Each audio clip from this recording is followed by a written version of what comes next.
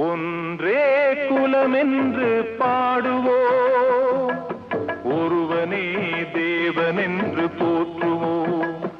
அன்னை இதயமாக அன்பு வடிவமாக வந்து வழிகாட்ட வேண்டும் என்று வணங்குவோம். ஒன்றே குலமென்று பாடுவோம், ஒருவனே தேவனென்று போற்றுவோம். அன்னை இதயமாக அன்பு வடிவமாக வந்து வழிகாட்ட வேண்டும் என்று வணங்குவோம்.